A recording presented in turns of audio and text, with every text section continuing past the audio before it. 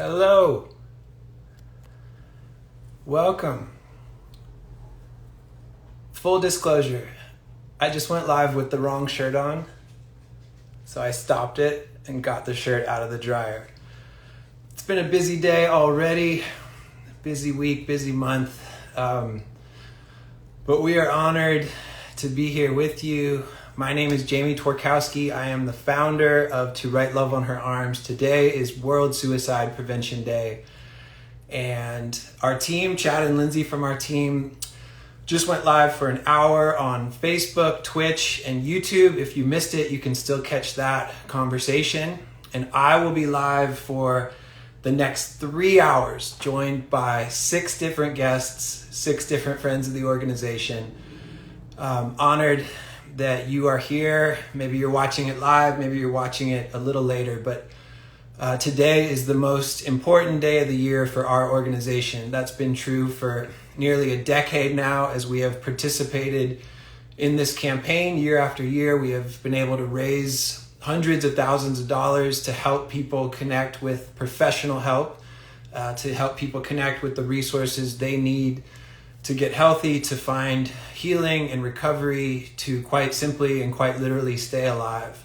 And that is our hope. That's our reason as we do this campaign year after year, as we go live this afternoon. Our hope is to save lives. Our hope is to invite people to believe that life can change, that things can get better, that life is worth living, and that there are things worth living for. And that's the t-shirt I have on, which is still available on our website. It's part of our World Suicide Prevention Day pack that we have. You can find that in the online store. I'm going to run through some announcements and then bring on my friend Twinnie. Let's see. Hi, Twinnie. Let's see. Dun, dun. Sorry, this is always the hardest part of my job.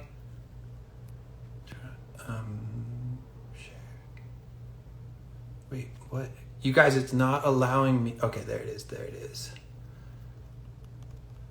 Sorry. How are you guys? Where in the world are you? I always like to ask that. It also buys me time while I type this. But where are you? How are you doing? What time of day is it? And after I do this, I will be present.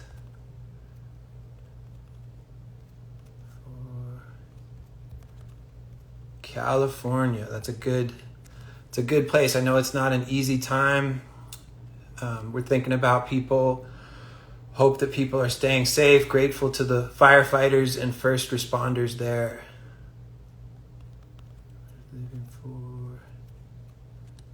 Okay, sorry. All right. Okay, you guys. Just got to pin this comment. I am back. Sorry.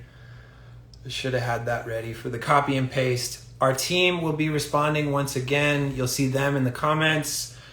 So certain questions, certain things that they can fill you in on, look for TWLOHA team to be responding. The biggest thing, it's the comment I just typed and pinned. If you are curious about why we're doing this, what this campaign is about, how you can get involved, if you want to donate, if you want to even still become a fundraiser, worthlivingfor.com is where to do that. You can check out the hashtag. You can join the conversation. If you have your t-shirt, we would love for you to post today. If you want to repost the video that we have shared prior to that, we want you to watch the video. We're so proud of the video that we released just 2 hours ago. It's a collection of faces and voices from literally around the world, people talking about what makes life worth living, what they are living for. Some faces you might recognize, some people that we have not yet met, but literally people from all over the world that submitted to be a part of that video. We would love for you to check that out. Let's see, what else? You can still fundraise. We're trying to raise $250,000. All of that money will translate to 3,500 counseling sessions and 45,000 searches using the Find Help tool on our website, TWLOHA.com. So we're trying to raise $250,000 to remove the financial barrier that exists so that people can get life-changing and life-saving help. Again, you can learn more. You can donate worthlivingfor.com. We are currently at right around $188,000, which is great, and we are on our way to $250,000.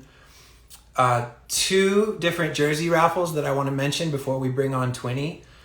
Ashlyn Harris and Ali Krieger once again have donated game-worn U.S. Women's National Team jerseys. Ali's is a regular white jersey. Ashlyn's is her goalkeeper jersey.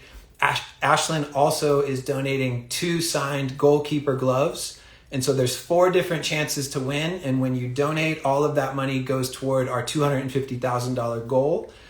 And then a name you may not know, but she is one of the best surfers in the world, Caroline Marks, has donated a contest jersey. Caroline is a professional surfer. She's donated her jersey from the Rio, Brazil event last year. Signed that jersey, is also including a signature watch from Freestyle and a signature traction pad from FCS. Caroline will be representing the US in the next Olympics, so that is super exciting, and we are grateful to have her support as well. So you can find that. You can find those links on Instagram. You can watch the video that I talked about. And I think that's it for now. We're going to get started. We're going to bring on Twinnie. Thank you guys so much for being here.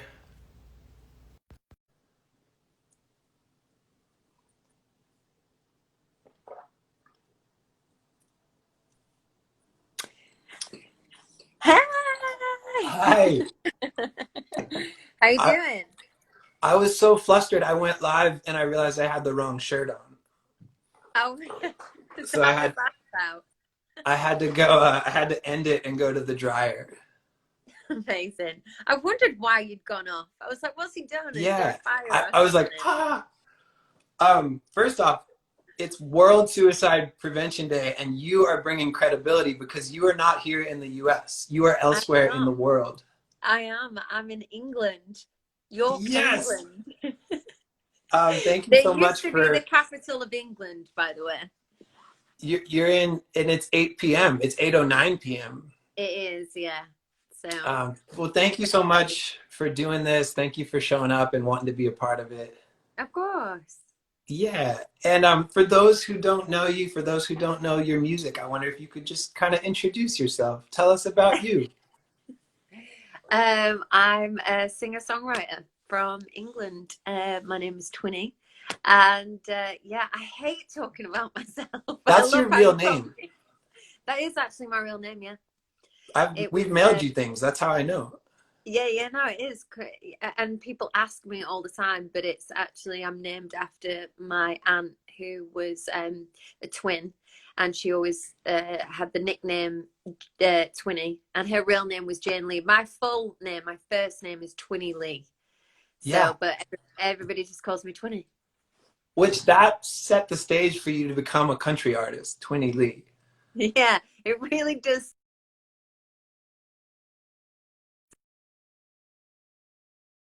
Hope you. Hi. So. It's okay. Did I freeze? Okay. You guys have the technology. You have the internet over there? No, we're way behind you guys.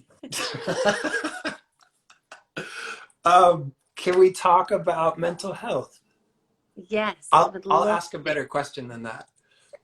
When does mental health show up on your radar? When do you become aware that this is a thing and start to relate to it? Probably about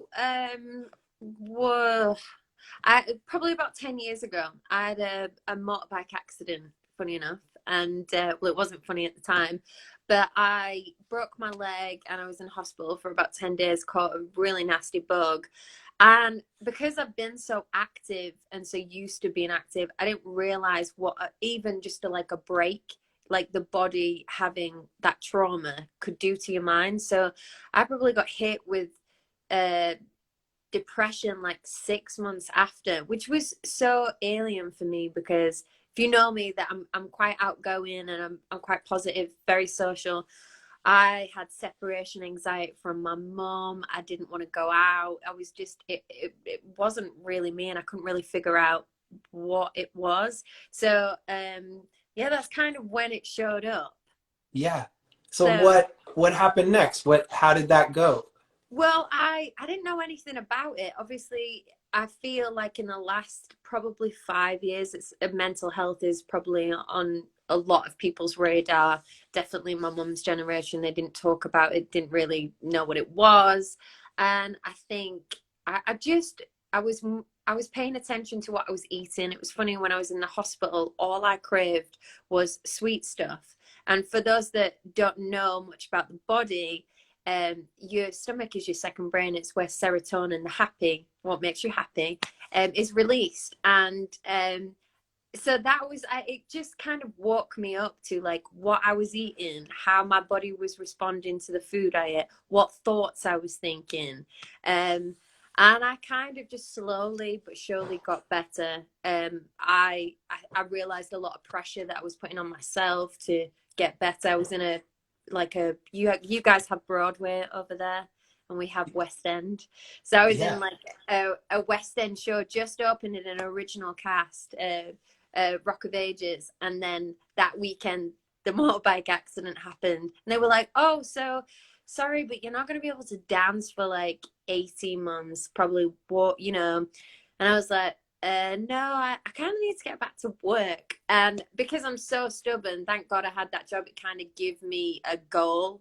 And I was back on stage within 4 months because I'm so stubborn. But that's kind of really when it showed up. And it was quite scary, really, because Yeah. it's so alien. You don't know what it is. You're like, okay, I'm not feeling myself, and I don't know Yeah. why I'm not feeling myself. So what have you learned? Like if you fast forward to now, what is your relationship to mental health now? I'm just a lot more aware of it, and I realized that I need to be active. Like I definitely, that helps my brain. Even just going for a walk, especially if I get stressed and overloaded.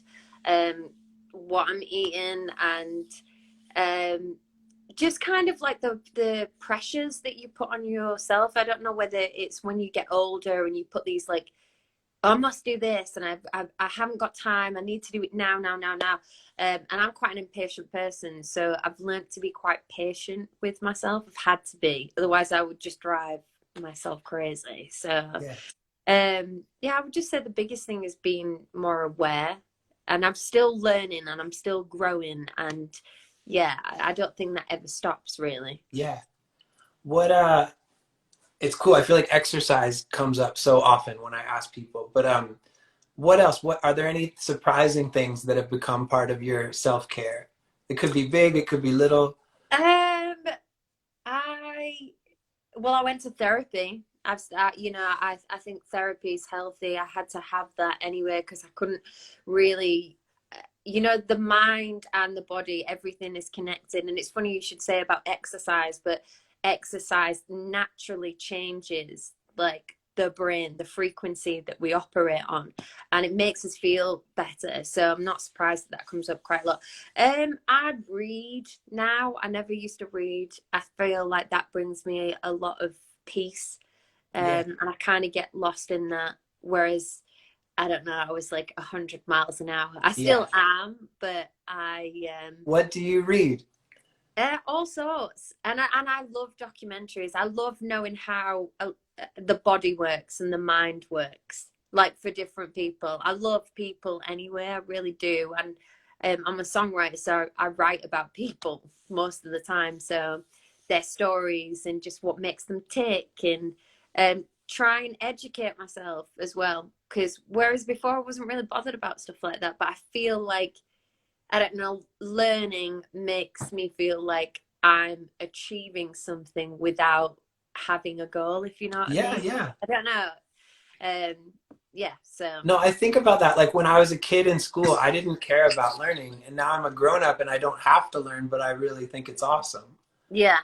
It's funny how that I works. love expanding like my brain, and just knowing how, like, Googling something, how something is made, or Yeah. um, yeah. So yeah. So I want to ask you about this year because it's been such a strange year. It's been a hard year. I know you've had tours canceled. I'm sure this year looks way different than you hoped it would. And so I wonder how that relates to your mental health and just kind of what the year has been like for you. Well, I recently dropped a song yesterday, literally Yes. yesterday, called "This Year Sucks." I mean, I tend to. Everybody kind of thinks I'm all right most of the time because I'm quite humorous, or I'll make fun of myself. And that song was just about, we're all in the same boat and there's nothing that we can do about it. But for sure, I've had some really dark moments. And for whoever's on here and watching, I think like the biggest mistake we all make with people that are loud and, they forget that they're vulnerable as well. We're all vulnerable, and I think 99% of people that you talk to are all going through the same thing. I know we've got this pandemic going on, but just in life can be hard and tough for people, and you never really know what's going on in someone's brain. And I've lost people through suicide before, and you would never expect. So I think like the important lesson for me throughout this period and just generally the last 6 years has been like, be kind. And I don't know, I'm trying to always put myself in somebody else's shoes. So if somebody's really mean to me, I'm like, they probably needed a little bit of love. But it's definitely been difficult for sure. And I think like having a platform, so great that you're doing this, because I think people think, oh yeah, artists don't feel like that, or famous people don't, not that I'm famous, but famous people don't feel like that. But it's quite refreshing when people are real on Instagram and are like, yeah, I do feel shit. So Do you feel like it surprises people when they learn that you also struggle, that you might be confident and outgoing and have cool stuff going on, but that you also struggle? Well, yeah, I'm an absolute wreck. I'm like, I do not have it figured out at all. I may act like I have, but it's just one big act. And I come clean about that a lot of the time on my Instagram. I'm like, you do realize that this is just, we all love a good, selfie, but we're all struggling. We're all in the same boat, and everyone's just trying to get by. And I think like, if we're relating it to music, like Billy Joel will never know the effects that he's had on people or how many times he's been played in people's living rooms. You will never know the effect that you have on a person's day by just talking to them or making them smile or complimenting someone, an absolute stranger that you'll never see probably again. But you can make such an impact, and that could be the difference to somebody's day that saves them. So you might show up at someone's birthday party. Oh yeah, that's how we met. I gate crashed your birthday party. It was so good. I was like, who is this person? I do that a lot. See, that's going with the flow. That's spontaneous. I'm like, yeah, sure. I'll go meet people. It was a highlight. What I'm guessing you've thought about this, but how would you describe the difference between British culture and American culture as it relates to mental health? Do we talk about it more? Do you guys talk about it more? I would have to say, I mean, I'm in a circle with people that are very like-minded. I'm around artists all the time. So, but if I'm relating it to my family, they don't think mental health exists or depression exists. I think it's quite an American thing to go to couples counseling or therapy. Like everybody has a therapist. I think that's still kind of catching on here, because I think British people have this tendency, which is great, to be stiff upper lip and just carry on. They don't really, that's kind, and I love that about people, but also it's there's more pressure these days with like, I didn't grow up with social media. I can't imagine growing up with social media now and like having all them insecurities. That's why I do think it's important to be real on this thing, and it's an incredible thing that you're doing. But yeah, I mean, I think Americans probably are a bit more open with their feelings than British people. Yeah. Do you know who Matt Haig is? He's a British author. No. He he's become a friend. I think he has the #1 book for the last 3 weeks in the UK. Oh, I'll check it out. I But probably do by face, or probably his book, and I'm like, yeah, no, I don't. he wrote a book called Reasons to Stay Alive that we really loved. That was about him struggling with severe anxiety, coming close to suicide, and then kind of his recovery after that. But yeah, he's awesome. No, I'm gonna check it out. We just pretend it's a really small place and you guys all know each other. Yeah, I know you do. Yeah. Like you know everybody in America. Yeah. Do you know this person? I'm trying to think. Has it been hard to find or to have a healthy relationship with social media? I mean, like I hate and love social media at the same time. So, but yeah, I don't know. I feel like there's been throughout this time a lot of people like yourself doing good and saying, hey, it's okay not to be okay, and just remember we're all going through the same thing. So that's what I love about social media, and like the actual connections you can make with people and how you can reach people. I do find it exhausting having to overload people with like kind of what, because obviously there's no live shows at the minute. I've just had my debut album come out in April, Hollywood Gypsy, if anybody wants to go. Yes. But like I'm very conscious because I don't want to overload people with stuff, but that's my only outlet at the minute to kind of go, hey guys, can you bump my streaming numbers up? So, this, radio, pay attention to this song. Or so I hate that side of things, honestly, trying to play the game. But for the most part, I think it's a good thing as long as there's a balance. Yeah. And with everything, there's got to be a balance. So are there times you have to kind of put it away, or what does that balance look like for you? Yeah, I nearly threw my phone in the river today. It was one of them days. I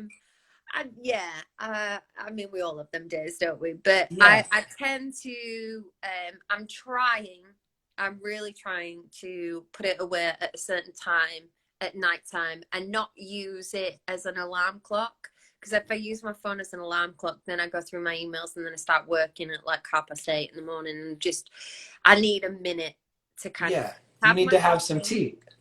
I need to have some tea, yes, because all those British people only drink tea. I would be sad. I would need coffee. No, I absolutely have coffee. I'm trying to come off it at the minute, but I do love it. But that's one of the things that I've really enjoyed in this time is just like appreciating the little things and trying to be really present. And it's so easier said than done. Like, I don't want to preach to anyone because I'm so good at it. But no, I can't because I don't listen. I don't take my own advice. But I'm trying to be present.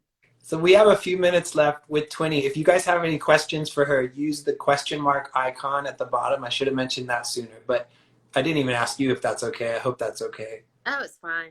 All right. If you guys have a question for Twinnie, what about, you touched on that was something you've learned this year. I wonder, were there other silver linings to this year? Silver linings? Well, like I have my first nephew. Yeah. Yeah, I'm really grateful for him. It's the best. And I haven't lived at home for I left home when I was 15. So I've gone back to stay with my mom. I rented my place out in London, and yeah, it's been really fun. She's in my current music videos. I'm trying to make her a viral TikTok star. So if you guys can help with that, she'd love that. Yes. But I mean, that's all that counts for me. Like, is the people in this world. Like, everything else is just nonsense. When we break it down, it's the people that matter. And I know we get stressed about work and money and stuff like that, but I'm really grateful that I'm surrounded by a great family and friends. And yeah, so I feel like you have a lot of friends, because I'm in Nashville and you have a lot of friends even here. I have friends all over. I don't know how. I don't know. I don't even like myself. So. That's not true. I think I'm just a clown most of the time, so people like to keep me around to boost morale. Okay, let's just do like a business question. Any plans to tour in the US? Any virtual shows while we wait? Is this your manager? No, I don't know. Thanks, Nicola. I'm meant to be recording an EP in America to take to country radio, but obviously I can't get over because you won't let me in. So no, but that will happen eventually. And I'm not a fan of virtual shows. Sorry, I don't like them. Sorry. That's okay. Yeah.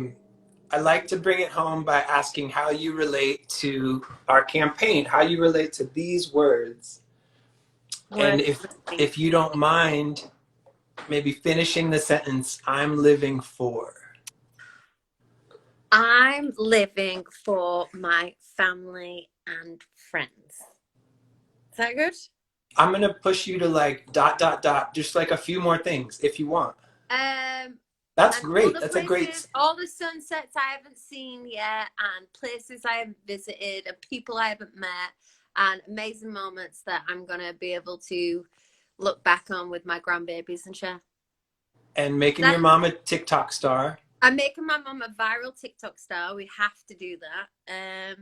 Yeah, and I'm excited about all the future birthday parties that I'm going to crash. Yes. I like that. All right, hang on. I'm going to see. Oh, we got a couple. We got more tour questions. This is kind of a big one. Biggest lesson you've learned about mental health this year?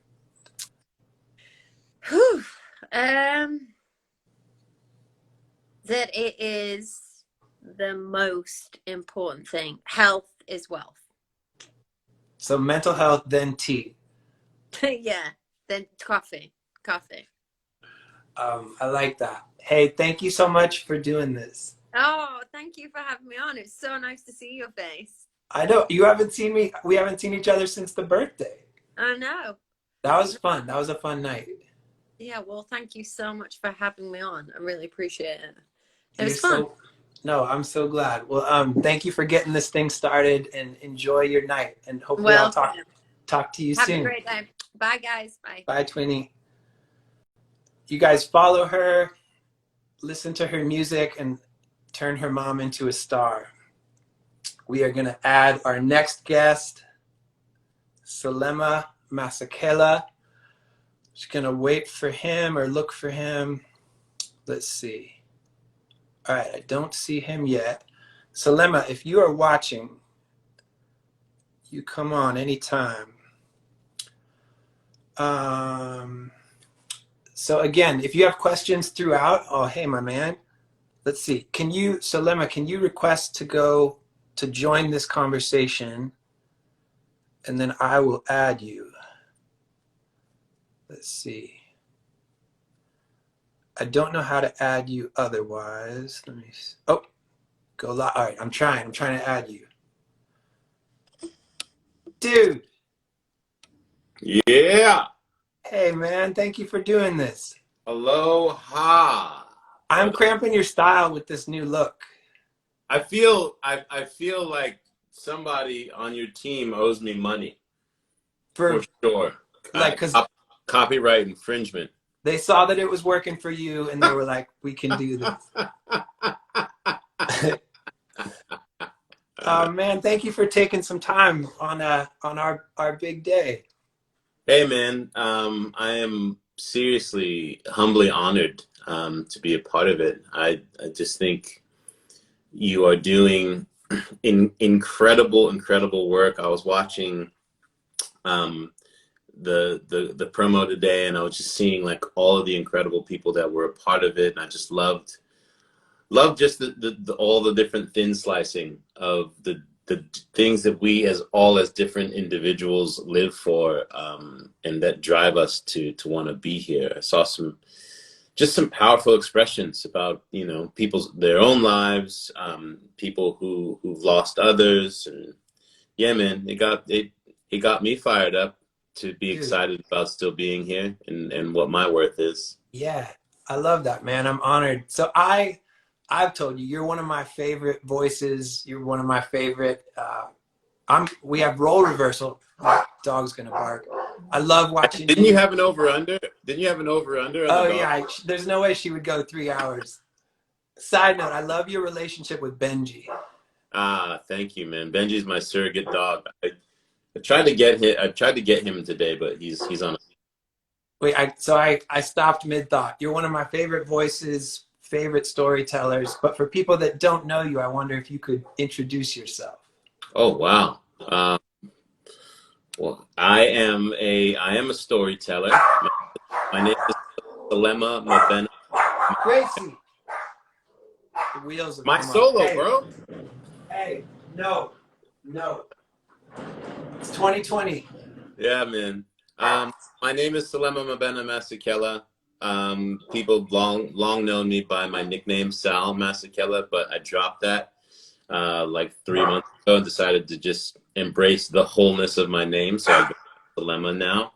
And I was originally, I guess people came to know me by being a television host and sportscaster, primarily in the X Games. So I was the host of the X Games, commentator for skateboarding and snowboarding, and had an incredible run there for 13 years. I've commentated the World Tour of Surfing at various levels, and I do a lot of like documentary type work as a correspondent. I'm really into going and exploring different places, and shining a lens into who we are as people through various places. So I had the chance to do that with a show that I created, an executive producer at Vice called Vice World of Sports.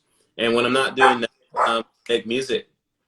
Yes. I make music under the banner of Alakazam, which is my last name Masekela backwards. It's my little. I love it. Yeah. Wait, you shared something. Is it a new song you're working on or just released?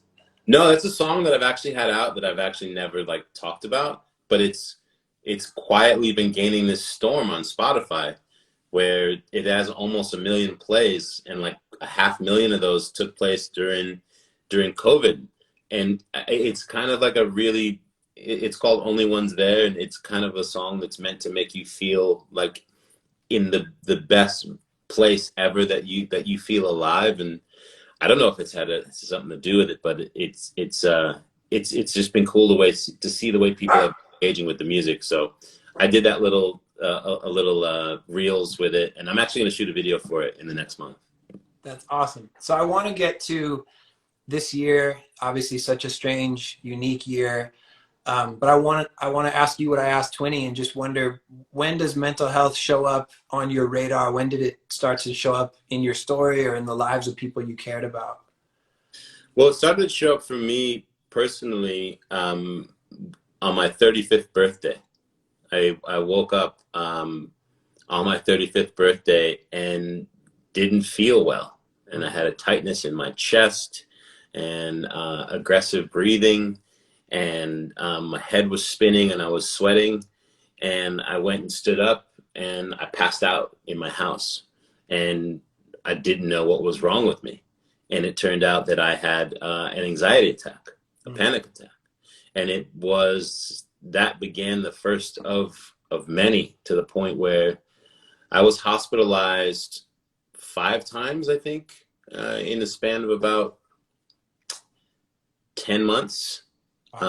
For aggressive panic attacks. Like, they would come on and I lost all sense of anyone's reality other than that I was dying, and that something needed to be done about it. And I wouldn't even have the ability to recollect what had happened before. It was like new in the first time. And it was really humbling, because prior to that, I literally thought that people who talked about or complained that they had anxiety, I thought that they were weak-minded people, and that obviously, like, they weren't making good choices in their life. And I didn't really think it was a real thing, and it was because I was ignorant. I was wildly ignorant. I had no ability to have any empathy or compassion for it. But that changed drastically for me, and that was really the beginning of an exploration of what my mental health is, and also learning how to do the work. Like, what do I need to process? What do I need to let go of? Mm. You know, how much do I need to honor the things that have taken place in my life that I've been holding on to or suppressing, and sort of get into a place of learning how to be present and not living in a story of things that happened to me or things that I'd done that those weren't the definitions of who I was. Mm. I feel like I love that you bring people along, people who follow you. I feel like you're really open about the things that matter to you, about the things that make up your life, things that bring you joy, things that are heavy. And I wonder how all of that relates to your mental health today. I think, social media is a two-edged sword, right? There's people who use it strictly for the come up, strictly for promotion of themselves. Some people use it strictly to attack, right? Find spaces and places and things that people they don't agree with and go after them, and that's what gives them some sense of a high almost. And I've lived enough life now where I know that, like, whatever team that you think that you're on that makes you better is not a real thing. Whatever your experiences are that might want to put you above other people is not a real thing. So I try to share the things that have happened to me, or the things that are taking place, or what I'm going through in as opaque a manner as I can, so that I can remind people that, like, just because I might be in a position that looks like my life is perfect, that it's not a real thing. That we are all going through challenging things. We're all learning the process, and taking people along on the ride with me. People write me the most beautiful, heartfelt, letters and DMs, and share with me the things that they're going through that might align with something that I've said, or that they find commonality with, and it makes me feel like I've been able to I'm building something that resembles a community in amongst the people that choose to follow me. Because I think it's an honor if people choose to follow me, Yeah. or if they're into, my story a bit. So I try to be as engaging with them as possible from the place of who I am, as opposed to, like, oh, here's all the rad stuff that I do. Like that. Yeah. That's, as we know right now, none of that matters. Yeah. I try to really come from a place of who I am. Yeah, I love it. I didn't plan to ask you this, but I thought about it. I was so moved by the video of you at the paddle out at Moonlight for George Floyd. And you and I speak the same language. You and I are surfers, and a lot of the people that will watch this are not. And a paddle out is how we grieve. It's how we say goodbye in the surfing community. And the fact that that even happened was so amazing to me. And then to see so many people show up and participate. I called Chad Butler, who we both know, and just asked him to tell me the story because he was there. And if you're comfortable, I wonder if you mind just talking a little bit about that event. Sure. Well, I mean, when I think back to June, we were really in it, right? I mean, there's been so many different waves of what this time has been the last 6 or 7 months, and on top of being in the midst of a pandemic suddenly, because we don't have the ability, or people haven't had the ability to be busy with just anything you want.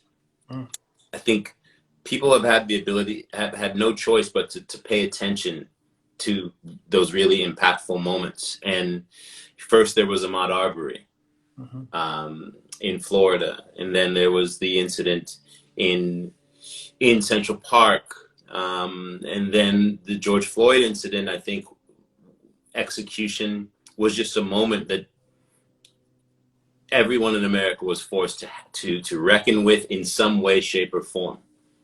But you couldn't turn away from what took place. And I think that for me as a black man in America, it was just another incident that sort of freezes you, like at an emotional, mental, spiritual level where you're like, oh, this is happening again. And it was tough, you know, and then the ensuing protests and riots, and then it gets politicized, and people just, you know, wanting to take sides. It was really, really tough. But one of the things that I think that it did is it took whatever our little subcultures are, or places that people feel like, well, this space that I'm in, that doesn't exist here. There's no race in this place or this place. And it blew all that open, right? It shone this acted as this like halogen black light to really explore what our race relations look like in this country at various levels. And I think in the surfing community is one where people think like, well, we're just aloha and everyone gets along and it's the place where it's just peace. And at a lot of levels, that is the case. But it's also traditionally been very exclusionary towards people of color and towards Black people in particular. So when people reached out to me to be a part of wanting to do a paddle out, which is, like you said, this moment where surfers go and honor someone who's passed. I thought it was really powerful that it would take place in the surfing community. And I grew up in Encinitas, California. I didn't think that community would want to take part in standing up for Black lives. But when we went down there, myself and these women from Textured Waves, it was a great organization. They created this platform for Black women in the surf community. Thousands and thousands of people showed up on the beach, and parents marched down with their kids, and people had written the names of those who had passed via police brutality on their surfboards and made signs. And it was just this moment of embrace, and a moment of people no longer wanting to feel, you know, sympathy, like being sad about it, but it felt like a shift where people wanted to actually have empathy. Yeah. Realize like, okay, I want to be a part of participating in how we can end this. And it was one of the most powerful things that I've experienced in my 35 years as a surfer, and in a community where I love this thing so much, but the majority of the times that I'm out doing this thing that I love, there's rarely anybody that looks like me. Yeah. And it was a game changer. And those paddle outs started to take place in support of the movement and in support of Black Lives Matter all over the world in the surfing community, in a way that I never ever thought would have taken place. It was beautiful. And as you know, in a paddle out, literally everyone paddles out in a big circle. And so imagine 1,000 people out in the middle of the ocean in a circle with flowers, chanting, "No justice, no peace, Black Lives Matter," casting flowers into the ocean. In this moment, it was radical, man. Was it overwhelming or intimidating? Like, you're a guy that uses your voice for your career, and that's been true for a long time. But I imagine for everyone showing up that day, it's a big deal. But you showed up and led it, and I wonder, what was it like to step into that moment? When I stood up to speak, and I looked out at the beach and these thousands of people, I just kind of went into an interesting autopilot. And as you know, I lost my father 2.5 years ago to prostate cancer. And my father was a political exile from South Africa who had to flee his country because of the racist apartheid regime. And he was a musician, and he spoke out against the government. And he had to flee because they either would have been imprisoned or put in jail. And my dad spent the remainder of his time on this earth fighting for disenfranchised people and fighting against systemic racism, to the point that when apartheid ended in South Africa, he moved back home. So it's the spirit that I was always raised in and raised with. And my father was always looking at various parts of the planet and wanting to speak for those that couldn't and didn't have a loud enough voice and who were victims of oppression. So in that moment, when I'm up, you know, with this bullhorn in my hand before this thousands of people on the beach, like, I just felt like this wash over me. And it was almost like he was just like, I've got you, my boy. Go ahead, speak from your heart. And I didn't really remember what I said. I spoke, I think, for like 10 or 15 minutes. Yeah. But I didn't remember what I said until, you know, someone had put together a film of it. And I realized that, yeah, that was me, but it was more than me. Yeah. Do you feel like you've stepped into your voice in a new way this year? Like, was that kind of a turning point? I definitely do. I've chosen to speak on these things within our community, specifically in the action sports community, in surfing and snowboarding and skateboarding for a long time. But usually to an audience, a very small audience of people who are actually willing to want to listen, and a lot of people who would be like, come on, bro, let's just paddle out and surf, dude. Like, we don't really see you that way. Yeah. You know, one of the things that people love to say to me was that because I choose these activities or these sports, that I'm a different kind of black guy. You know, you're more like us. You're not like them. That's cool. And I would be like, what do you, oh, so I'm doing your thing. This isn't my thing. And that was really interesting as a kid to try and navigate as you're trying to find acceptance. But over the years, my voice has gotten louder. And this year, I stepped into the wholeness of like, I don't care if it's going to cost me money or endorsements, or if I'm going to be less popular in the community, because I'm going to take a stand and actually share with you what my experiences are. If my experiences and how I live my life as an American, as a black man in America, are so difficult for you to stomach that you don't want to associate with me or what I have to give, then peace. That makes more room in my life and in my space. Is it hard? I mean, you sound pretty confident there, but like, is it hard navigating criticism or even hate? It's super hard. Every time, like, you know, someone jumps into your mentions and tells you that if you don't like America, you can leave the country of my birth. Like, I'm a first generation American of immigrant parents. My mother came here from Haiti and my dad from South Africa. And when the first thing you hear is like, well, if you don't like it, you can leave, it's jarring. You know, there's people who tell me that I should leave the sport, you know, that I'm making unnecessary noise. But when why I speak is, but I want people to understand, like, I had a professional surfer say to me not too long ago that, you know, the ocean isn't just part of Black culture, and that I was an anomaly and that I should just be grateful. And I was like, do you understand why that is the case in your perception? Do you realize that, like, the oceans and the beaches in America were heavily segregated, and that people were literally ripped from their land that they lived on near the beaches because someone decided that it would be worth a lot of money to have that real estate beef for others? Do you know that, like, Black people would go to certain beaches and the police would show up with dogs in the water and beat and drag people away in Florida and in the Gulf and in California? Like, do you understand the extents and the depths of what segregation and Jim Crow were in this country? Of course, generationally, it will not appear like this is our culture. And if you want to take it all the way back to slavery, like, specifically, we were kept out of the water so that it wouldn't be a way of escape. And slaves were punished in the most horrible and drastic ways so that culturally everyone knew, go ahead, try and use that water as some sort of escape and see what happens. So there's generational trauma that's taken place from it. And the idea that, like, people want to be like, oh, well, slavery's over. It's, yes, thank God it's over.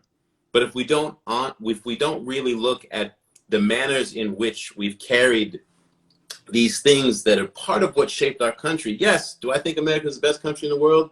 Absolutely. Do I also think she is as flawed as can be? And then if we don't look to try every day as a collective to solve what those flaws are, I don't think we get any better. And we find ourselves in this time of like immense conflict where people are almost willing to die for ideals that like aren't even theirs, but because they've picked a side.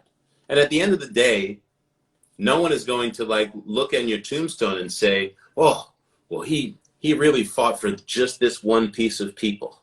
And we're so grateful to he or her for that. Like, we're going to remember how you treated people and how you made them feel.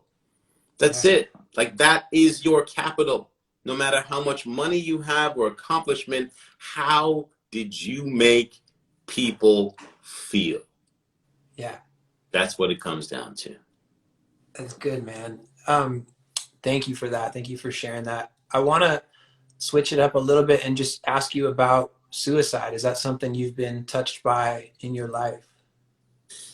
Unfortunately, yes. You know, I lost a friend about 3 years ago, a woman that I grew up with in North County, San Diego, who was a person who, on the surface, on all appearances, seemed like she was the light. She was the one who was there for everyone else.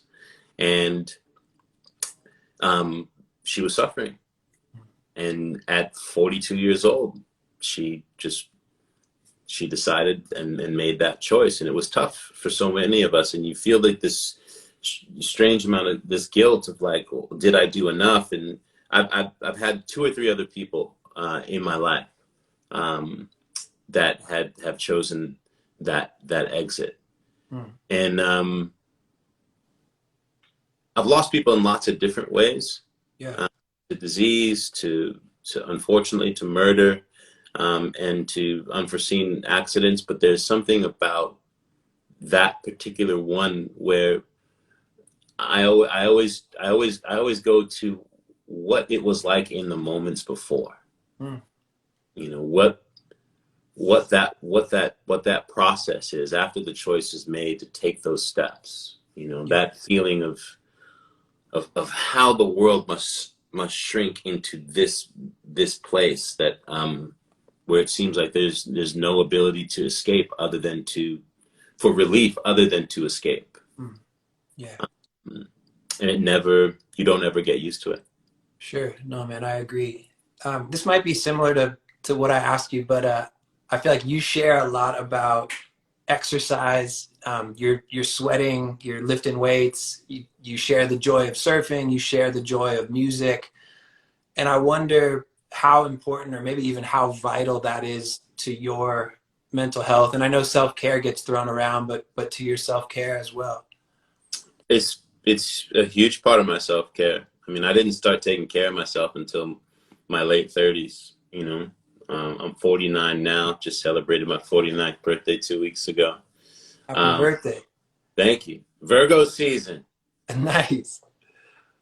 But around 39, 40 is when I started to realize, like, oh, we don't get to rely on just natural ability and youthful vitality anymore. And if you want to continue to do the things you love, you'd better put some investment into it.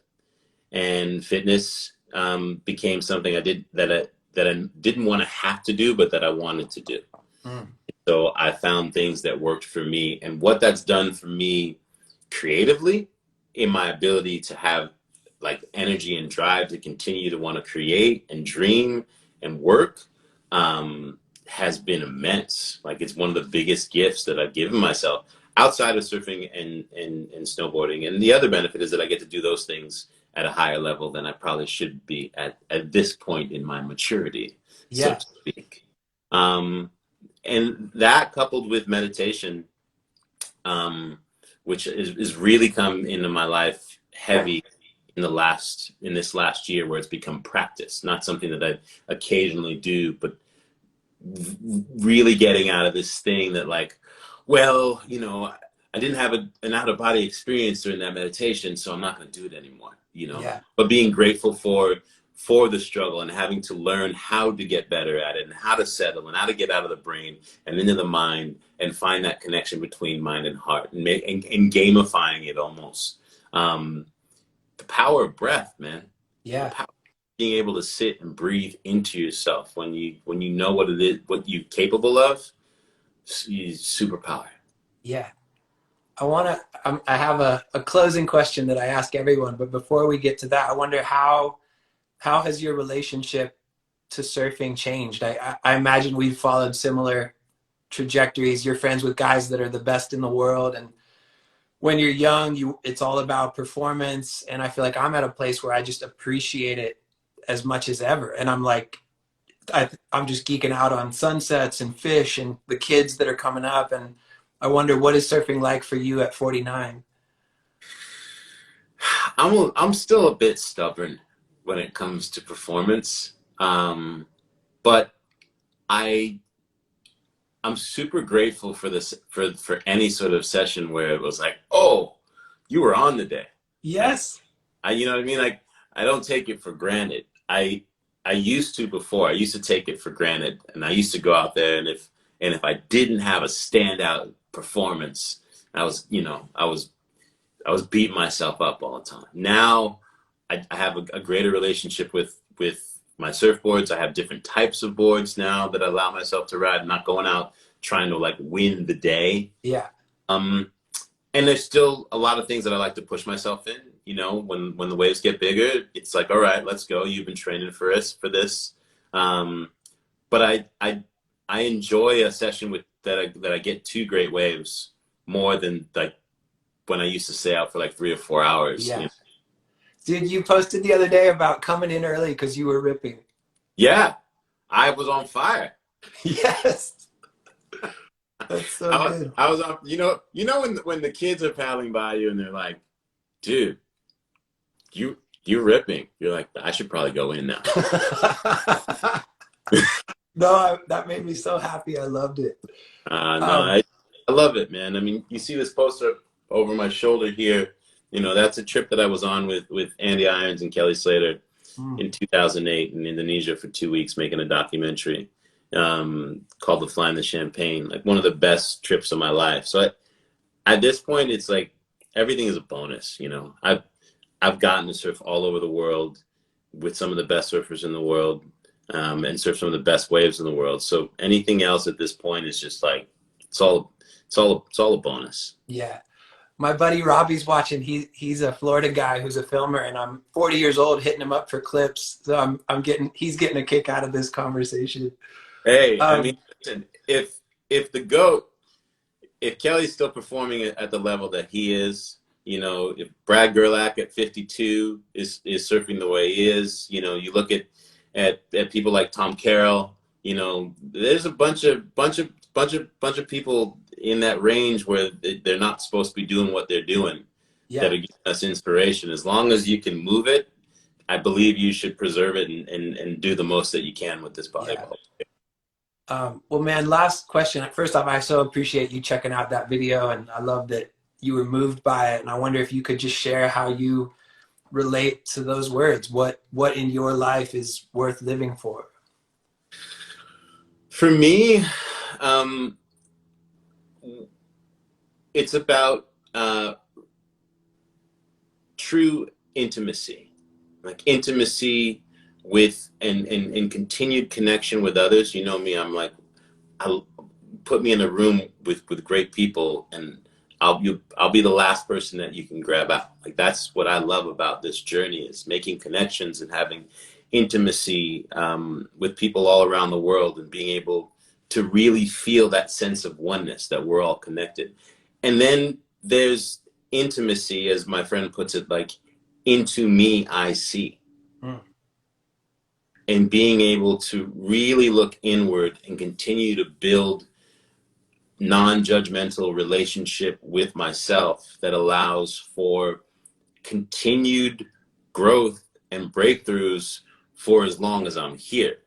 Like, I'm living for being that old dude that's still waking up, you know, having learned something new and maybe have the ability to share with others. So that's what I'm living for, man. I'm living for the continued, unending education, and learning and wonder in this short but magnificent journey. Yeah, I love it, man. I love that answer. Thank you for doing this. Thank you for the conversation. Hey, man, you are a gemstone human. I love the way that you express yourself, and the manner in which you really, you make it okay to be vulnerable. And I see the manner in which people engage with you, and the work that you guys have done is it's beyond necessary, man. It's life-saving work. So I'm honored to be here with you on this day, and for everyone who showed up. Awesome, man. That means a lot. Your opinion means a lot. So thank you. Well, hopefully we'll go for a surf before too long.